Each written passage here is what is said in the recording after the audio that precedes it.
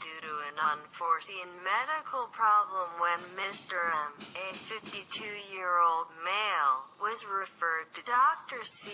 He was in a very serious state.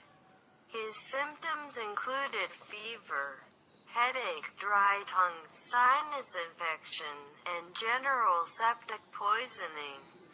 Urinalysis indicated his urine was badly infected. He has stones in his bladder and a large stone in his kidney. Dr. C operated on Mr. M in May, draining his bladder and removing the bladder stones. The patient was subsequently treated with injections and his bladder condition improved. He continued to experience severe pain on his left side and had also developed a hernia. A second operation was performed to alleviate the patient's overall physical condition. Several months after the second operation, Mr. M gave his consent to have surgery to repair his hernia.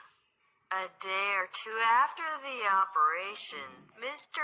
M was informed by Dr. C that his testicle had also been removed during the surgery due to potential problems it might have caused. In response, Mr. M said he had not given his consent to the removal of his testicle and had never been informed that it might be necessary. 3 eminent surgeons supported the correctness of Dr. C's procedure. They stated that no surgeon could have anticipated the condition and that further surgery had been necessary. Hello everyone, today I want to give my response about acting without prior consent due to an unforeseen medical problem in case study 20. The question is, should Dr. C have postponed the operation until Mr. M was able to give his consent? My answer is no. Removal of the testicle was a necessary part of the operation to repair the hernia. The need to remove the testicle could not have reasonably been ascertained before any surgery was undertaken, and consent for partner surgery was implied in Mr. M's request to repair the hernia. Mr. M gave his consent to undergo surgery to repair his hernia.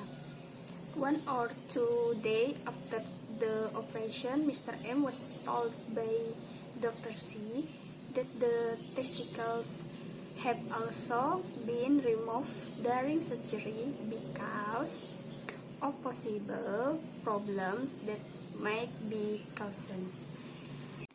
Mr. M said that he had not given his consent for the removal of his testes and was never told that it might be necessary. The procedure for removing the testicles because it can endanger the lives of Mr. M. He asked in the interest of his patients and for the protection of his health and possibly his life. Their leading news support the validity of Dr. C. They state that no surgeon can anticipate this condition and that further surgery is needed, it is very important to ensure that the patient understands his current condition, provides treatment, and all possible consequences which are contrary to other treatment or to have no treatment at all. Okay, thank you.